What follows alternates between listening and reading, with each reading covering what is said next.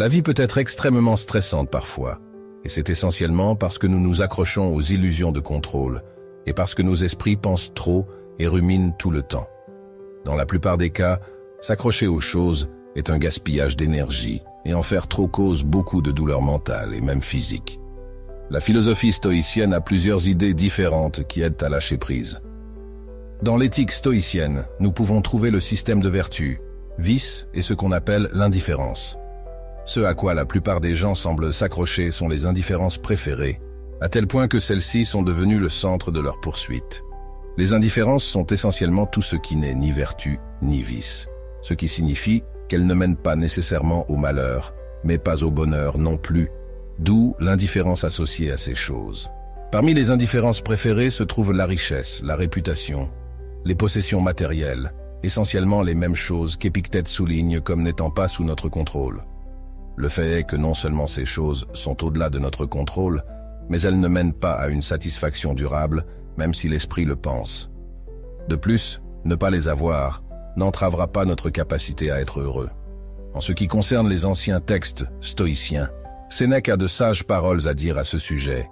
Celui qui s'est largement abandonné au pouvoir de la fortune s'est créé un énorme réseau d'inquiétudes dont il ne peut se libérer. Si on veut gagner un chemin vers la sécurité, il n'y a qu'une route. Mépriser les choses extérieures et se contenter de ce qui est honorable, car ceux qui considèrent quelque chose comme meilleur que la vertu ou croient qu'il y a du bien, excepté la vertu, étendent leurs bras ensemble vers ce que la fortune lance au loin et attendent anxieusement ses faveurs. Cette citation vient d'une lettre à son ami Lucilius. Dans la même lettre, il souligne que le simple fait de saisir les choses extérieures ne nous apportera jamais les choses que nous avions imaginé obtenir en premier lieu. La joie des choses extérieures est toujours temporaire. De plus, les mains avides se retrouvent souvent avec rien d'autre que de la frustration. Donc si nous savons qu'au bout du compte, les indifférences préférées sont simplement surévaluées et que nous pouvons encore être heureux sans elles, ou avec juste les nécessités de base, nous pourrions arrêter de les poursuivre, autant ou au moins relâcher notre emprise, et savoir que ne pas avoir ces choses n'est pas la fin du monde. N'est-ce pas une pensée apaisante? Le monde est complètement hors de contrôle. La vie vient, la vie s'en va. Les empires montent, les empires tombent, et c'est juste une question de temps avant que la planète Terre ne disparaisse, parce que le soleil l'engloutit. La maison dans laquelle nous vivons, l'argent que nous avons en banque, les gens que nous aimons, tout cela va s'effondrer de toute façon. De cette perspective, nous pouvons voir qu'il est un peu fou de passer nos vies à nous attacher, parfois douloureusement, au monde qui nous entoure. Les indifférences préférées dont j'ai parlé précédemment non seulement échouent à nous donner une satisfaction durable, mais elles ne durent pas non plus elles-mêmes. C'est encore une autre raison pour laquelle il vaut mieux les lâcher. L'empereur et philosophe stoïcien Marc Aurèle observait que le changement et le flux créent et recréent constamment le monde. Je cite, « Nous nous trouvons dans une rivière. Laquelle des choses autour de nous devrions-nous valoriser quand aucune d'elles ne peut offrir un appui ferme? Comme un attachement à un moineau, nous l'apercevons et il disparaît. Et la vie elle-même, comme la décoction du sang, l'inspiration de l'air que nous expirons, le pouvoir de respirer que nous avons tiré à la naissance hier ou avant-hier, l'expirer comme l'air que nous expirons à chaque moment.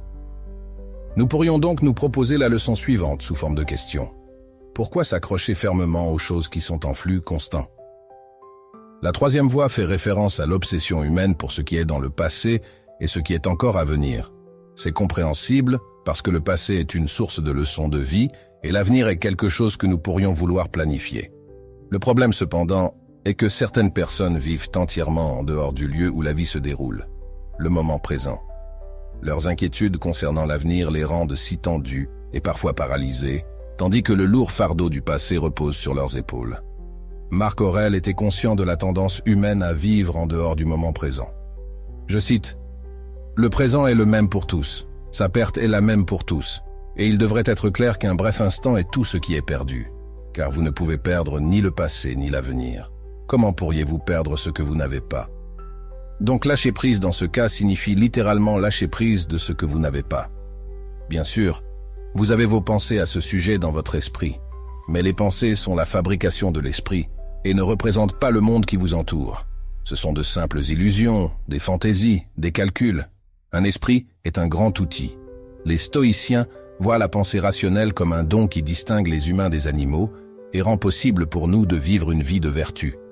Cependant, il est important que nous utilisions les outils qui nous sont donnés et non l'inverse. Il est amusant de nous regarder et de voir comment nous nous querellons sur les plus petites choses, comme le comportement d'un collègue ennuyeux pendant une réunion ou la personne qui nous coupe la route dans le trafic. D'après ma propre expérience, il est très facile de se laisser entraîner par un événement mineur de la même façon qu'un chien est obsédé par un bâton. Nous nous inquiétons anxieusement de l'avenir et ruminons sans fin sur le passé, mais d'un point de vue cosmique, à quel point sont significantes les choses dans lesquelles nous investissons tant d'énergie émotionnelle réellement. Même si pratiquer le stoïcisme peut être considéré comme une entreprise très sérieuse, il y a aussi un sens de la légèreté à trouver dans les mots de Marc Aurèle quand il parle de l'insignifiance de nos vies par rapport à la grande image. Je cite, « La terre nous couvrira tous, puis sera transformée à son tour, et cela aussi changera à l'infini, et cela aussi à l'infini. Pensez à eux, les vagues de changements et d'altérations qui se brisent sans fin, et voyez notre brève mortalité pour ce qu'elle est. » Dans ces cycles éternels de vie et de mort, de création et de recréation, nous sommes même moins qu'un grain de sable dans le désert du Sahara, comparé à ce que nous sommes dans l'univers. Cela n'enlève pas le fait que l'expérience humaine est intense, et nos sens sont constamment chatouillés pendant nos courtes vies sur notre petite planète bleue. Parfois, nous nous empêtrons tellement dans un drame humain que nous expérimentons des perturbations émotionnelles comme la colère et l'anxiété. Certaines personnes sont obsédées par la richesse et la gloire, disposées à faire de grands sacrifices pour arriver au sommet, tandis que très probablement leurs noms seront oubliés dans 100 ans. Et même si vous appartenez aux quelques chanceux dont les noms seront préservés à travers les siècles, c'est encore insignifiant quand nous le regardons d'une perspective plus large, considérant la nature anthropique de l'univers. La Terre disparaîtra un jour si nous ne la détruisons pas nous-mêmes, et si la planète échappe à la destruction par un météore, elle sera finalement engloutie par le Soleil quand il entrera dans la phase de géante rouge. Qui se souciera alors de combien d'argent vous aviez dans votre compte d'épargne? Qui a gagné le prix Nobel de la paix?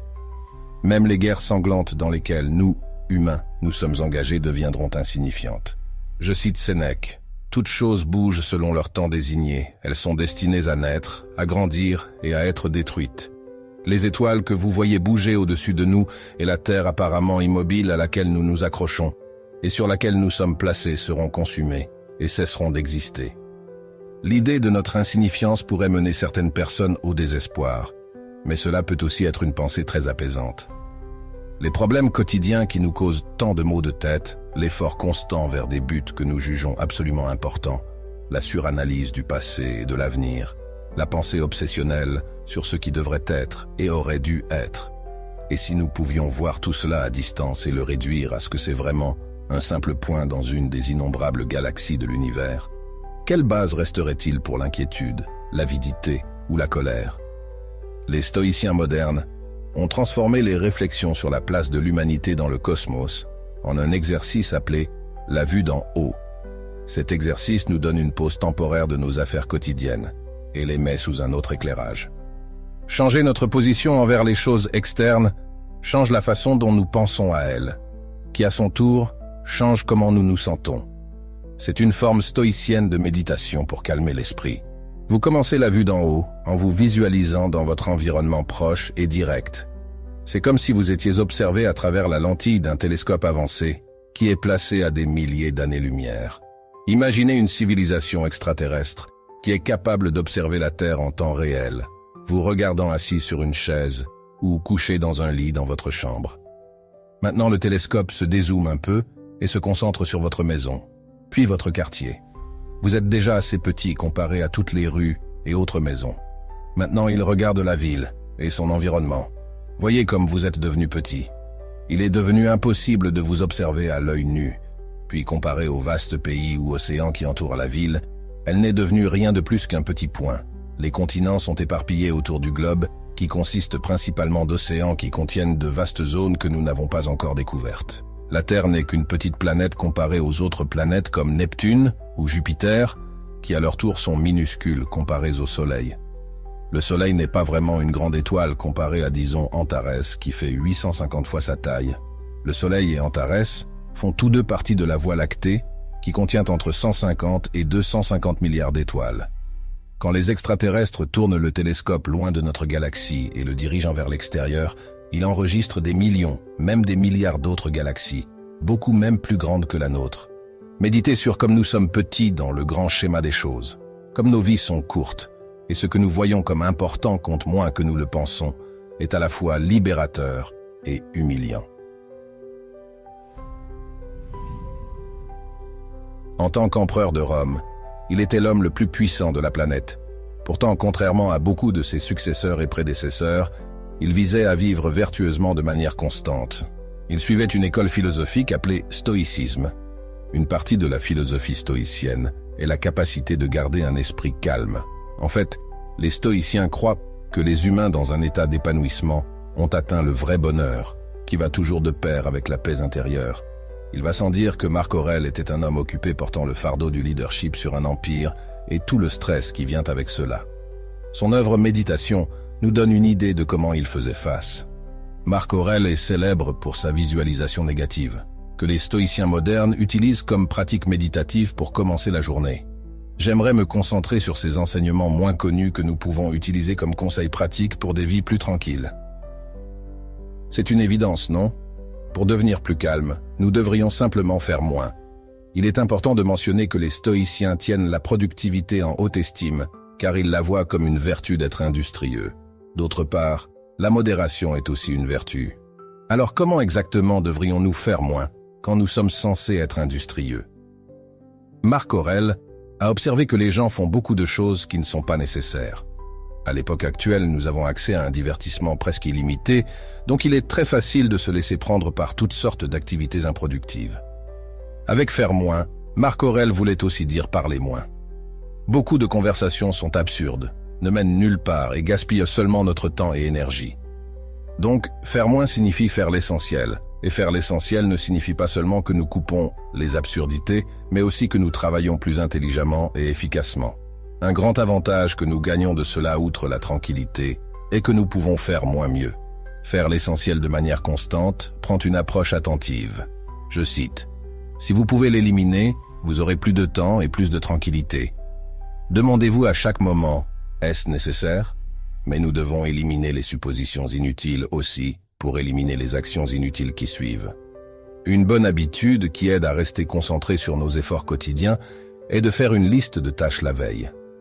De cette façon, nous préméditons sur ce que nous devons faire quand nous nous levons le matin, ce qui a un effet calmant sur l'esprit parce que quand nous concevons nos journées à l'avance, il y a une chose de moins pour l'esprit à s'inquiéter. Dans une ancienne vidéo, j'ai expliqué que les stoïciens ne sont pas très friands de voyager à des fins récréatives et ne le voient pas comme un bon moyen de chercher la tranquillité. La raison en est que partout où nous allons, nous nous emmenons avec nous. Donc, les effets du voyage ne sont que temporaires. Ainsi, dès que la nouveauté s'estompe, nous serons confrontés à nos propres esprits à nouveau. Marc Aurèle était critique des gens cherchant refuge aux soucis quotidiens, en voyageant ou en résidant dans des endroits tranquilles comme les montagnes ou les plages. À son avis, c'était une chose idiote à faire parce que pourquoi devrions-nous voyager quand nous pouvons nous échapper en allant à l'intérieur ? Nulle part où vous allez n'est plus paisible, plus libre d'interruption que votre propre âme, a-t-il dit. Il n'y a rien de mal à changer de décor de temps en temps pour faciliter nos retraites mentales tant que nous gardons ces évasions basiques et brèves. Ce que Marc Aurèle proposait me rappelle beaucoup la méditation, ou peut-être des moments de réflexion et de contemplation, pour nous renouveler, afin que nous puissions calmement continuer nos vies quotidiennes. Il nous a donné 2 choses à méditer si nous choisissons de nous retirer brièvement dans nos esprits. Je cite, 1. Que les choses n'ont pas d'emprise sur l'âme. Elles se tiennent là immobiles à l'extérieur. La perturbation vient seulement de l'intérieur, de nos propres perceptions. Et 2. Que tout ce que vous voyez va bientôt s'altérer et cesser d'exister. Pensez à combien de changements vous avez déjà vus. Le monde n'est rien que changement. Notre vie n'est que perception. Ce qui nous amène au prochain conseil. Les stoïciens sont tristement célèbres pour se rappeler la réalité effrayante de la vie, qu'elle va se terminer. Memento mori signifie le souvenir de la mort, qui est l'acceptation ultime que la nature changeante de l'univers signifie aussi la décadence et la disparition de nous-mêmes. Marc Aurèle nous dit de garder à l'esprit comme les choses passent vite. Nous pouvons être immergés dans quelque chose à un moment et au moment suivant, cela pourrait être quelque chose de totalement différent. Les tendances vont et viennent en un clin d'œil. Et quand nous regardons l'histoire de cette planète, la vie humaine n'est qu'un petit hoquet dans cette évolution cosmique. Le fait que tout soit en flux pourrait être une source d'anxiété parce que rien n'est stable, et finalement, nous serons séparés de nos possessions et êtres chers. Mais cela peut être une source de calme aussi. La réalisation que tout est temporaire signifie qu'il n'y a aucun intérêt à s'accrocher au bon moment et être fortement opposé au mauvais moment. Le bonheur est une chose relative. Même en prison, il y a de bons et mauvais jours, et même les millionnaires expérimentent joie et souffrance. Cela signifie que notre monde intérieur, donc la façon dont nous percevons notre situation de vie et comment nous réagissons à cela, est aussi en flux. De plus, nous pouvons influencer comment nous réagissons au changement. Alors pourquoi le destin devrait-il tant nous préoccuper? Comme Marc Aurèle écrivait, l'infinité du passé et de l'avenir béante devant nous, un gouffre dont nous ne pouvons voir les profondeurs. Il faudrait donc un idiot pour ressentir de l'importance personnelle, ou de la détresse, ou toute indignation soit, comme si les choses qui nous irritent duraient. Il est assez facile d'offenser quelqu'un ces jours-ci. Même moi, énoncer cette observation peut frotter quelqu'un dans le mauvais sens. À l'âge des médias sociaux, nous sommes bombardés de langage grossier, d'opinions que nous n'aimons pas et de trucs qui sont carrément méchants. C'est probablement pourquoi nous voyons une augmentation du contrôle du langage et de la censure. Dans une certaine mesure, selon le contexte, cela peut être une bonne chose, par exemple pour protéger les mineurs. Mais quand cela va trop loin, nous pouvons nous demander, ne devenons-nous pas trop susceptibles? D'un point de vue stoïcien, nous ne sommes pas offensés par ce que nous jugeons offensant, mais par notre choix d'être offensés. Les mots d'autres personnes ne peuvent pas nous blesser à moins que nous les laissions faire. Sénèque le Jeune était un homme d'État, dramaturge et séiste, mais je pense que la plupart d'entre nous le connaissent comme l'un des grands philosophes stoïciens. Sénèque s'intéressait à la nature des insultes et du fait d'être offensé. Il a écrit ses pensées sur cette matière dans une œuvre nommée De Constantia Sapientis, qui est latin pour « sur la fermeté du sage ».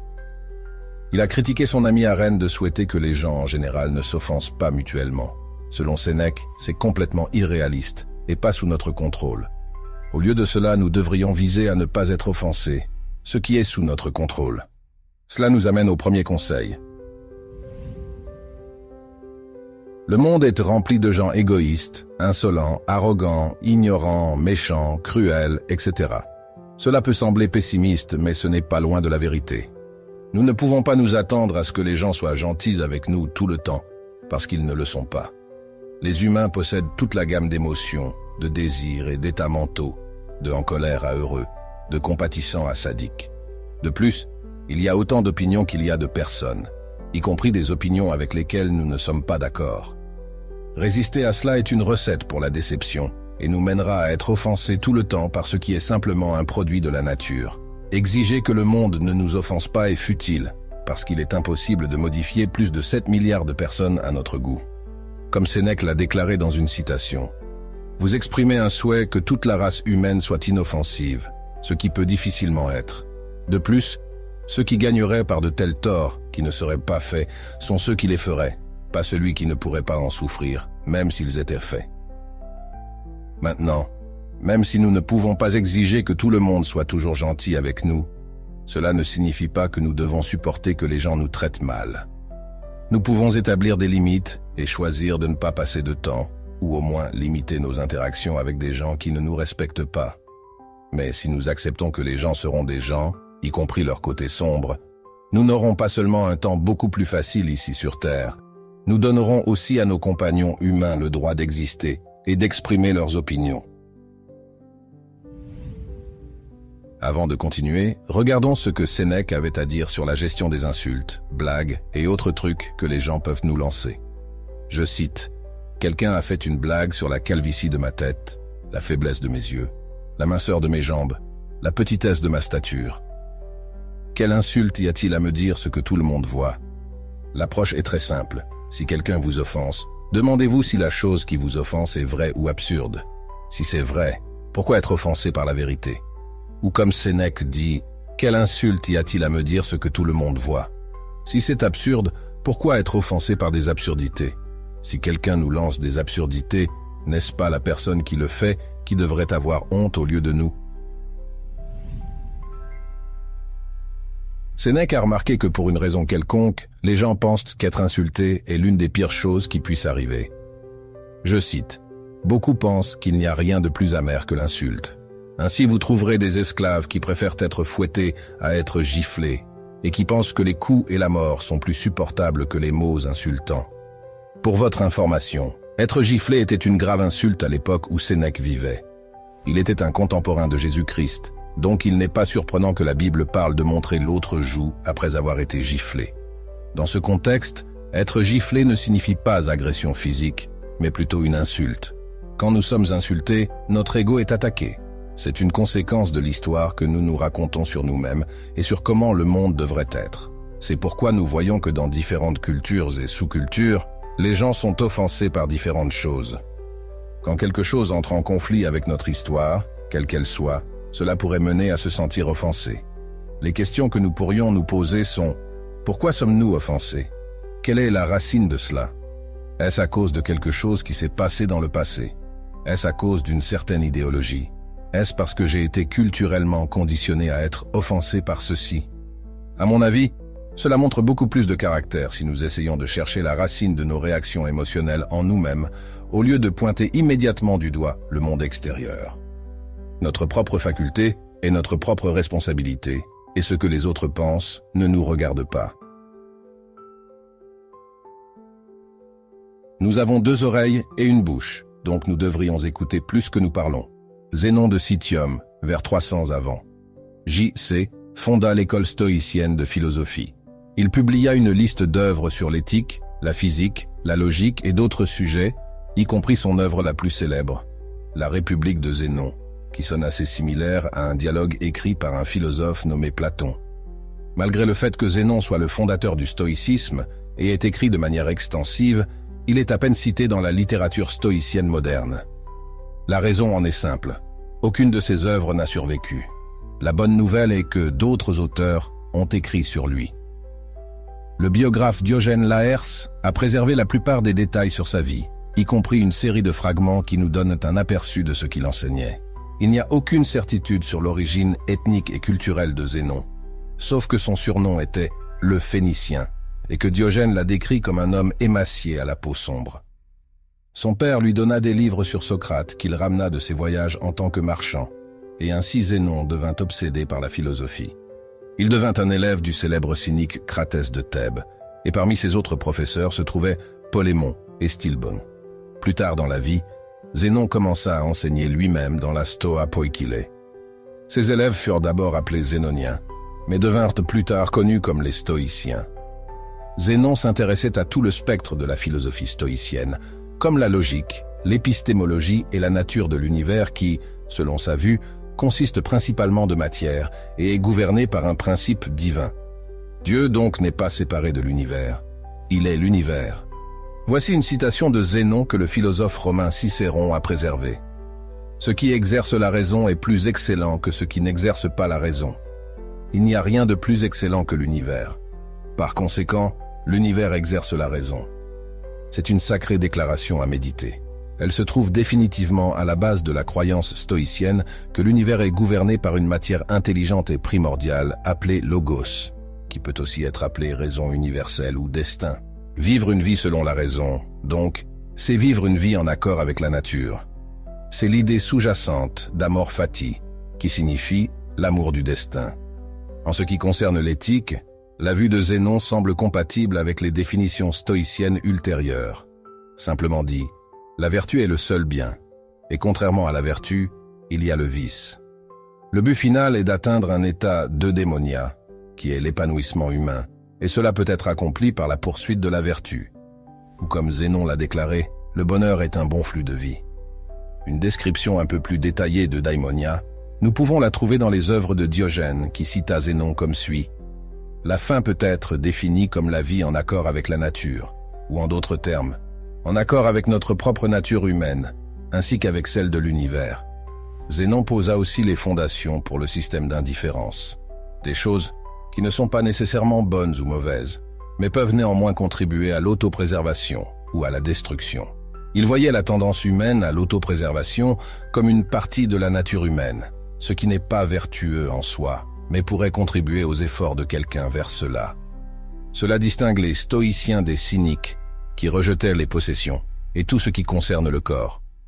Selon le stoïcisme, les indifférences ont de la valeur et nous devrions les poursuivre, mais ne pas nous y accrocher comme des possessions qui rendront notre vie meilleure, mais comme un catalyseur pour vivre en accord avec la nature. Par exemple, la richesse en elle-même ne mène pas à la vertu, mais elle mène à l'autopréservation, ce qui peut aider dans la poursuite de la vertu. Un autre exemple, la maladie ne mène pas au vice, mais ce n'est pas une chose préférable, parce que sa nature destructive va à l'encontre de l'autopréservation. Zénon déclara aussi que les mauvais sentiments sont des commotions de l'esprit répugnantes à la raison et contre nature. Donc même si les émotions sont humaines, elles sont un signe de, simplement dit, mauvais raisonnement et pourraient être surmontées en obtenant une compréhension claire de comment la vie fonctionne. Le chagrin à cause de la mort pourrait être surmonté en acceptant que la mort est une partie naturelle et inhérente de la vie. Nos frustrations avec de mauvais parents pourraient être surmontées par la connaissance qu'au bout du compte, personne n'a droit à de bons parents. Nous voyons que tous ces malheurs arrivent selon les lois naturelles qui sont fondamentalement raisonnables. À propos de la mort de Zénon, il n'y a pas de consensus, car différentes sources racontent différentes choses. Il est aussi impossible de savoir ce que Zénon pensait vraiment, parce qu'aucune de ses œuvres n'a survécu. Certains disent que ses contributions à la philosophie stoïcienne telle que nous la connaissons étaient d'une grande importance, tandis que d'autres croient que d'autres philosophes comme Cléante et Chrysippe étaient responsables du développement réel du stoïcisme, et que le rôle de Zénon comme fondateur est plus symbolique. Néanmoins, il reste une figure clé dans l'histoire du stoïcisme. Même s'ils suivaient la même philosophie, Marc Aurèle était un empereur et Épictète était un esclave. Le fait que quelqu'un de la classe la plus basse soit devenu l'un des plus grands philosophes stoïciens indique que le stoïcisme n'est pas seulement pour l'élite, c'est pour tout le monde. Une partie de la philosophie stoïcienne est la capacité de garder un esprit calme. En fait, les stoïciens croient que les humains dans un état d'épanouissement ont atteint le vrai bonheur, qui va toujours de pair avec la paix intérieure. Les œuvres d'Épictète révèlent l'importance de la tranquillité et que nous devrions la valoriser au-dessus de choses moindres comme l'argent, la réputation et même le corps. Il nous dit qu'un esprit calme n'est pas atteint en essayant d'altérer et de contrôler nos alentours. Il est atteint par la façon dont nous pensons. L'œuvre principale d'Épictète s'appelle Discours, une collection de conférences qui furent écrites par un élève nommé Arien. Ce même élève a aussi compilé l'Enchéridion, qui signifie manuel, et est assez facile à lire et digérer. Dans ces sources, nous pouvons découvrir comment Épictète pensait faire face aux soucis quotidiens, événements stressants et difficultés pour que nous puissions garder un esprit calme, quoi que le monde nous lance. Quand Épictète enseignait, un de ses étudiants lui dit qu'il voulait rentrer chez lui parce qu'il était malade. Épictète le renvoya alors chez lui, mais demanda aussi à son étudiant s'il pensait qu'avec sa condition, il était capable d'améliorer son but moral, et donc, si venir en classe était la bonne chose à faire. Il dit « Retourne et occupe-toi de tes affaires à la maison, car si votre principe directeur ne peut être mis en conformité avec la nature, sans doute votre petit lopin de terre peut être rendu conforme. La leçon que nous tirons de cela est que nous devrions faire ce que la situation actuelle demande de nous. Quoi que nous surmonte, c'est la voie de l'univers. Il n'y a pas besoin de forcer les choses. Donc quand nous sommes malades, nous ne devrions pas nous forcer à faire des choses que nous ne pouvons pas faire. Dans beaucoup de cas, la meilleure façon de traiter une maladie est de l'accepter et de faire ce qui est le mieux pour nous dans ce moment donné. Bien sûr, Épictète déclara aussi que la maladie est un obstacle au corps, mais pas à notre capacité de choisir. Cela ne signifie pas que nous devrions nous forcer à accomplir nos devoirs, ce qui pourrait seulement empirer les choses. Cela signifie que malgré l'obstacle physique, nous pouvons encore choisir de paniquer ou de faire des choix rationnels d'une manière plus tranquille. Quand nous regardons une pandémie par exemple, nous voyons deux extrêmes. D'un côté, il y a la panique. De l'autre côté, il y a cette nonchalance complète. Dans le premier cas, les gens sont submergés par la peur et l'émotion. Dans le second cas, les gens refusent de voir le problème et essaie peut-être de se faire paraître dur, mais agir en accord avec la nature, signifiant la nature de l'univers ainsi que notre nature humaine, commence par reconnaître la situation, faire des recherches appropriées et prendre les mesures nécessaires tout en gardant la tête froide. Peu importe comment nous choisissons de réagir, il est important de se rappeler que la maladie et la mort sont simplement une partie de la nature. Nous partons tous un jour. L'anxiété n'est pas causée par l'environnement. Elle est causée par la position que nous prenons envers l'environnement. Nous avons tous nos cadres de référence. Et de ce cadre, nous décidons ce que nous tolérons et ce que nous ne tolérons pas. Il n'y a rien de mal à cela. Souvent, cela sert un but de discerner le bien du mal. Cependant, nos jugements deviennent un problème s'ils nous font nous sentir avoir droit à des choses auxquelles nous ne sommes naturellement pas en droit. Par exemple, nous pouvons être en colère toute une vie parce que nous nous sentons en droit d'avoir de bons parents que nous n'avons jamais eus. Mais Épictète souligne que nous n'avons pas droit à un bon parent, juste à un parent. Et c'est vrai pour beaucoup de choses. Alors pourquoi devrions-nous nous sentir bouleversés par des choses qui sont entièrement naturelles? Je cite, « Distinguez dans votre propre esprit et soyez prêts à dire, ce n'est pas l'accident qui bouleverse cette personne, parce qu'il ne bouleverse pas une autre personne. C'est le jugement qu'il porte à ce sujet. » Encore une fois, c'est important quand nous faisons face à la maladie ou à la mort. Ces choses ne sont rien de nouveau. Elles font partie de la nature autant que la guerre et la violence, et devraient plutôt être approchées avec équanimité qu'avec une forte aversion. De plus, quand nous ne portons pas de forts désirs et aversions, nous sommes plus capables de traiter la situation de manière rationnelle que quand nous sommes menés par des pensées et émotions irrationnelles. Au début de l'Enchéridion, nous trouvons la célèbre dichotomie de contrôle, qui est une pierre angulaire de la pensée stoïcienne. Elle souligne que certaines choses dépendent de nous et d'autres non, et que nous devons nous concentrer sur les premières et avoir du mépris pour les secondes. En tant que créatures vivantes dans cet univers, nous devons traiter avec ce qui nous entoure.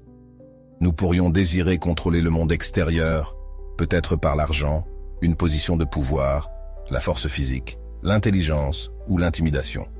Mais au bout du compte, ce ne sont que des instruments qui peuvent influencer mais jamais contrôler. Et même si nous arrivons à contrôler certaines choses, il y a toujours un milliard d'autres choses qui nous échappent. Ce que nous contrôlons selon Épictète, c'est notre propre faculté. Et c'est sur cela que nous devrions nous concentrer. Ce qui arrive autour de nous n'est pas si important. Il est plus important ce que nous en faisons. Par conséquent, nous pouvons choisir de concentrer notre attention sur nos propres pensées et émotions, plutôt que de constamment nous inquiéter de trucs sur lesquels nous ne pouvons pas faire grand-chose de toute façon. Cela ne signifie pas que nous nous fermons complètement. Cela signifie que nous développons une indifférence saine envers les événements extérieurs pour qu'ils ne nous stressent pas trop. C'est là qu'entre en jeu Amor Fati, l'amour du destin, parce qu'y a-t-il une meilleure façon de traiter avec l'inévitable que de l'embrasser? Quand une crise nous frappe, comment pouvons-nous la traiter de manière stoïcienne? Quand nous regardons la littérature stoïcienne, nous trouvons de bons conseils que nous pouvons appliquer pendant les temps difficiles. Les crises viennent sous beaucoup de formes différentes. Nous pouvons avoir des crises personnelles au niveau micro, mais nous pouvons aussi faire face à une crise mondiale qui nous frappe tous. La nature de la crise est que nous sommes temporairement dans un état différent, souvent caractérisé par le danger et avec un besoin aigu de mesures et solutions. Être en crise ne doit pas affecter notre comportement de manière négative. En fait, contrairement à ce qui se passe autour de nous, nous sommes encore en contrôle de nos propres actions. Cela n'enlève pas le fait que les crises peuvent être hautement stressantes et causer à beaucoup de souffrir. Marc Aurèle endura beaucoup de difficultés pendant son règne comme leader de l'empire le plus puissant du monde. Il fit face à la guerre, mais aussi à la peste qui éclata à l'Est et qui causa finalement la mort de 5 millions de Romains. Parmi les victimes se trouvait Lucius Verus, qui n'était pas seulement le frère adoptif de Marc Aurèle, mais régnait aussi avec lui comme co-empereur. Dans ses méditations, un thème sur lequel Marc Aurèle écrit fréquemment est la connexion humaine entre nous et la nature. Dans une crise qui affecte beaucoup de gens, la conscience de notre connexion est clé quand il s'agit de faire face, se soutenir mutuellement et trouver des solutions. Comme la plupart d'entre vous le savent maintenant, le stoïcisme n'est pas devenir un roc sans émotion. Il s'agit de vertu, et une partie de la vertu est d'agir pour le bénéfice du monde et de l'humanité. Marc Aurèle souligne que nous sommes interdépendants, et donc nous ne sommes pas censés être des ermites égoïstes qui ne pensent qu'à eux-mêmes. C'est attirant, je sais, surtout vivant dans une société libre et individualiste dans laquelle nous pouvons aller nos propres chemins. Mais quand une crise frappe, nous sommes à nouveau rappelés de combien nous dépendons de facteurs externes comme la technologie et d'autres gens. Les structures dans lesquelles nous vivons sont menacées, et quand le système nous échoue, nous serons condamnés l'un à l'autre à nouveau sur un niveau plus primitif. D'où, en crise, il est particulièrement important de reconnaître notre connexion et mettre nos égos de côté pour aider un compagnon humain et compter sur notre capacité de pardonner et tolérer au lieu de s'engager seulement dans des poursuites égoïstes. Comme Marc Aurèle écrivit dans ses méditations, « Nous sommes nés pour travailler ensemble comme les pieds, les mains et les yeux, comme les deux rangées de dents, supérieures et inférieures. S'obstruer mutuellement est contre nature. Ressentir de la colère envers quelqu'un, lui tourner le dos, ce sont des obstructions. Quand nous traitons avec nos compagnons humains, nous serons indubitablement confrontés avec des gens égoïstes, irrationnels, émotionnels, méchants, violents, avides, hostiles, etc. Certaines personnes sont en mode panique complet et dépassent les bornes quand il s'agit de prendre des mesures pour se protéger. Avec leurs instincts de survie accrus, leur focus principal est l'autopréservation. Il n'y a rien de mal avec l'autopréservation, bien sûr, mais quand cela devient une obsession, cela peut endommager ceux autour de nous et seulement empirer la situation. C'est surtout vrai pour ceux qui voient la crise comme une opportunité d'arnaquer les gens et faire de gros profits dessus. Mais il est essentiel de se rappeler que nous ne contrôlons que nos propres actions. Nous ne pouvons pas contrôler comment les gens se comportent, et s'ils enfreignent ou non les mesures nécessaires pour améliorer la situation. Nous ne pouvons pas contrôler divers aspects de la crise elle-même, et comment tout se déroule. Par conséquent, nous comptons sur notre propre capacité de réflexion pour nous naviguer à travers la crise, peu importe comment elle se déroule. C'est à nous comment nous agissons, et agir malgré les actions des autres est tout ce que nous pouvons faire. Que nous l'aimions ou non, les temps ont changé, et pendant une crise, nous jouons selon des règles différentes. Quand nous sommes coincés dans nos routines pendant si longtemps et avons pris nos styles de vie et les conforts de la société pour acquis, une crise peut être une expérience très humiliante. Des choses qui semblaient si normales et stables sont soudainement devenues très incertaines. L'économie prend un coup avec toutes les conséquences. Les mesures nécessaires pour combattre la crise mènent à la perturbation de nos affaires quotidiennes. Cela nous montre que nous, malgré nos avancées technologiques, sommes encore très vulnérables et que notre bien-être n'est pas évident. Surtout en temps de trouble, nous sommes forcés de faire appel à notre capacité de nous adapter. Pour faire cela, il est essentiel d'accepter la nature changeante de l'univers pour que nous puissions lâcher prise du passé et des choses que nous prenions pour acquises et nous concentrer sur le présent et en tirer le meilleur parti. Je cite, « Le changement et le flux refont constamment le monde, tout comme la progression incessante du temps refait l'éternité. Nous nous trouvons dans une rivière. Laquelle des choses autour de nous devrions-nous valoriser quand aucune d'elles ne peut offrir un appui ferme? Comme un attachement à un moineau, nous l'apercevons et il disparaît. Travailler ensemble, faire ce que vous pouvez, accepter ce que vous ne pouvez pas et s'adapter. C'est en bref, comment nous pouvons être stoïciens en crise. Pire que la guerre est la peur même de la guerre. Sénèque. L'histoire humaine n'a jamais été libre d'adversité. Des événements comme la guerre, l'éclatement de peste et les désastres naturels ont causé des temps sombres teintés par la souffrance et la mort. Sans aucun doute, les anciens stoïciens ont eu leur part de difficultés, et les difficultés de la vie sont au cœur de leur philosophie. En temps difficiles de grande incertitude, beaucoup de gens commencent à s'inquiéter de leurs vies stables et confortables qui tombent en morceaux. Ce qui n'est pas seulement réaliste parfois, c'est inévitable. La perspective de subir des changements significants par les mains du malheur, ne sachant pas où ce changement mène, peut être éprouvante pour les nerfs. Les stoïciens avaient des choses profondes à dire sur traiter avec les circonstances externes et comment vivre paisiblement face aux difficultés et à un futur troublé. Vivant dans une société dans laquelle la consommation de masse est la norme et les compagnies nous lavent le cerveau en nous faisant croire que nous avons besoin de leurs produits pour nous sentir complets, la distinction entre ce dont nous avons vraiment besoin et ce qui est obsolète est devenue invisible. Dans les pays riches, les gens se préoccupent rarement de leurs besoins de base, parce que ceux-ci sont donnés. Mais quand les temps difficiles frappent à notre porte, il est temps de créer de la clarté. décider quelles sont nos priorités et apprendre à traiter avec l'incertitude. Tout d'abord, il est essentiel de se rappeler la dichotomie de contrôle et d'être constamment conscient du fait que nous ne contrôlons que nos propres actions. Selon Épictète, des choses comme notre corps, propriété et réputation ne dépendent pas de nous. Quand l'économie décline, par exemple, il n'y a pas grand-chose que nous puissions faire à ce sujet. Nous pourrions perdre beaucoup d'argent en bourse, nos emplois et donc nos revenus. Mais d'un point de vue stoïcien, en liant notre bonheur à ces choses en premier lieu, nous nous sommes déjà préparés à la déception. Comme Épictète l'a déclaré, et je cite, « Les choses sous notre contrôle sont par nature libres, sans entrave, sans obstacle, mais celles qui ne sont pas sous notre contrôle sont faibles, esclaves, entravées, appartenant à d'autres. Souvenez-vous alors que si vous supposez que les choses qui sont esclaves par nature sont aussi libres et que ce qui appartient aux autres est le vôtre, alors vous serez entravés. » Les stoïciens font une distinction entre vertu, vice et indifférence. Vertu et vice correspondent avec nos propres actions. Par exemple, faire quelque chose pour le bénéfice de la communauté comme fournir de la nourriture aux pauvres et âgés peut être considéré vertueux, et essayer de vendre des biens nécessaires pour des prix exorbitants peut être considéré un vice. Mais les indifférences ne sont ni bonnes ni mauvaises. Des exemples de celles-ci sont la richesse, la santé, la maladie, la faiblesse et la pauvreté. En bref, les indifférences sont des circonstances externes qui sont au-delà de notre contrôle. Pourquoi est-ce important?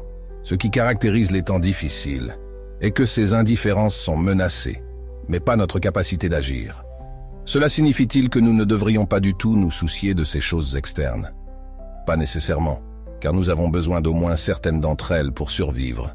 Cependant, quand nous faisons face à des temps difficiles, nous pourrions vouloir reconsidérer ce dont nous avons vraiment besoin, des besoins de base comme la nourriture et l'abri par exemple, pour que nous puissions lâcher prise du reste et arrêter de nous en inquiéter. Au bord de l'effondrement économique, à quel point est-il vraiment important de posséder toutes sortes de biens luxueux et dans quelle mesure le statut social apporte-t-il de la nourriture sur la table et nous protège-t-il d'une maladie qui ne fait pas de discrimination entre riches et pauvres? Plus nous sommes attachés à ces choses externes, plus nous sommes perturbés par la perspective de les perdre. Une autre leçon stoïcienne essentielle concerne la mort et la souffrance. Cela peut sembler brutal, mais au bout du compte, la mort et la souffrance font partie de la nature. En Occident, c'est un peu tabou. La mort est vue comme quelque chose de négatif, quelque chose de tragique, et qui doit être évité à tout prix, et nos vies confortables minimisent la quantité de douleur et souffrance, autant que possible. Mais en temps difficile, nous pourrions vouloir considérer que personne n'a droit à une vie longue et saine. L'histoire de notre planète est sanglante. Les animaux et humains s'entretuent tous les jours. Les enfants meurent à la naissance, et la peste noire a tué la moitié de la population européenne. Pourquoi devrions-nous, humains modernes, avoir le droit d'être épargnés par les voies de la nature? Memento mori signifie le souvenir de la mort. En nous rappelant que la mort et la souffrance sont des parties inévitables et inhérentes de la vie, nous pourrions trouver quelque tranquillité dans l'idée que les pires choses qui peuvent nous arriver sont en fait assez naturelles. Comme Socrate, Sénèque mourut paisiblement. De plus, il voyait un soulagement dans la mort. Je cite, « La mort est une libération et une fin de toute douleur. Au-delà d'elle, la souffrance ne peut s'étendre. Elle nous restaure au repos paisible dans lequel nous étions avant d'être nés. Si quelqu'un plaint les morts, il devrait aussi plaindre ceux qui ne sont pas nés. » Un conseil stoïcien final pour trouver un sens de calme dans l'adversité est de nous rappeler que nous ne contrôlons pas notre destin. Nous pouvons influencer l'avenir par nos actions dans le présent, mais les résultats dépendent tellement de circonstances externes qu'il est impossible de garantir un certain résultat. L'économie peut s'effondrer, nous pouvons perdre nos emplois, la pauvreté de masse peut s'installer et d'énormes nombres de gens peuvent mourir. Aucune inquiétude ne peut changer cela. Alors pourquoi ne nous permettons-nous pas de simplement lâcher prise du fardeau de l'avenir, sachant que quoi qu'il arrive, nous sommes en plein contrôle de l'arme la plus puissante disponible. Notre propre faculté? Si nous pouvons faire face à la mort, nous pouvons aussi faire face à la vie. La bonne nouvelle est que tout est en flux et né du changement, comme la nuit et le jour, l'automne et le printemps. Donc ceci aussi passera. L'histoire nous a montré que les gens ont enduré les temps les plus difficiles, et que cette expérience les a souvent rendus plus humbles, plus humains et plus reconnaissants pour la vie. Ainsi, chaque résultat a son côté positif. Et peu importe ce que l'avenir apporte, personne n'enlève votre pouvoir d'en tirer le meilleur parti. Comment devrions-nous agir quand les gens autour de nous paniquent et comment pouvons-nous éviter de paniquer nous-mêmes? La panique ne nous mène nulle part, car c'est un état de turmoil émotionnel pendant lequel notre rationalité est jetée par-dessus bord. Donc quand nous faisons face à une grande variété d'opinions, au langage fort des influenceurs et aux décisions basées sur la peur et l'avidité, il peut être difficile de trouver une direction et maintenir le cap. Mais pendant les temps d'hystérie de masse, il est essentiel d'utiliser notre capacité de rationalité. D'un point de vue stoïcien, nos décisions devraient être basées sur les faits et la logique, et nos actions doivent être dans l'intérêt du bien commun. En temps de difficulté, ce n'est pas un exercice inutile de fortifier nos esprits avec des idées philosophiques pour que nous ne tombions pas dans le piège de la panique. L'empereur romain et philosophe stoïcien Marc Aurèle avait quelques aperçus précieux sur comment renforcer l'esprit pour que nous ne dévions pas du bon chemin. Pour naviguer nos esprits de retour dans la tranquillité, il est important de devenir conscient de la nature de ce à propos de quoi nous paniquons et aussi les raisons pour lesquelles nous paniquons. Dans ses méditations, Marc Aurèle mentionne que peu importe ce qui arrive, c'est quelque chose qui s'est passé avant. Quand nous sommes gouvernés par les problèmes du jour, nous perdons de vue la grande image. Donc ce qui se déroule dans un moment peut sembler totalement nouveau et étranger. D'une certaine façon, c'est vrai parce que rien de ce qui arrive maintenant ne prend place dans le passé.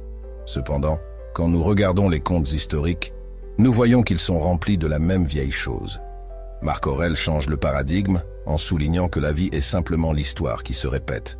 Donc nous pourrions dire que nous expérimentons les mêmes lignes d'histoire archétypales encore et encore, juste avec des personnages différents et dans des formats différents.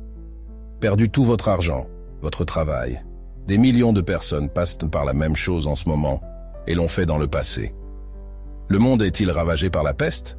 Nous avons eu la grippe espagnole, la peste noire, le SRAS, le MERS.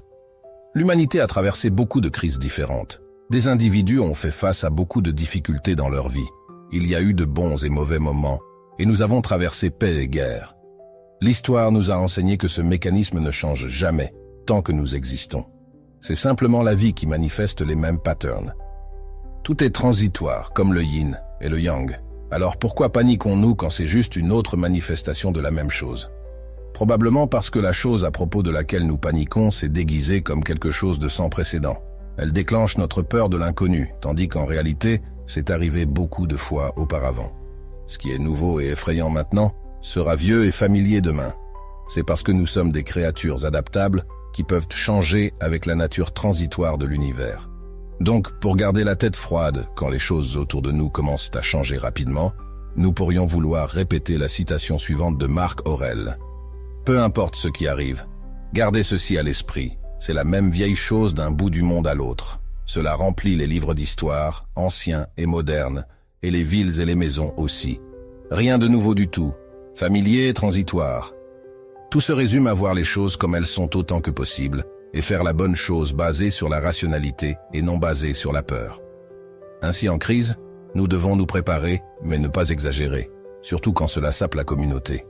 Marc Aurèle souligne à plusieurs reprises que nous devrions travailler ensemble et agir conformément à notre propre nature et la nature du tout, ou comme il le dit, faire ce dont la communauté a besoin. Quand nous paniquons, nous sommes souvent enclins à agir de manière non intelligente et de façon qui ne font qu'empirer les choses ou négliger les choses qui ont réellement besoin d'être faites. C'est pourquoi il est essentiel de garder son calme face à l'adversité, parce que si nous ne le faisons pas, nous pouvons tout gâcher. Dans le cas d'une épidémie de virus, par exemple, au lieu d'essayer d'être le héros du jour, il est probablement beaucoup mieux de simplement rester à la maison. Nous pouvons aussi vouloir garder à l'esprit que les médias sont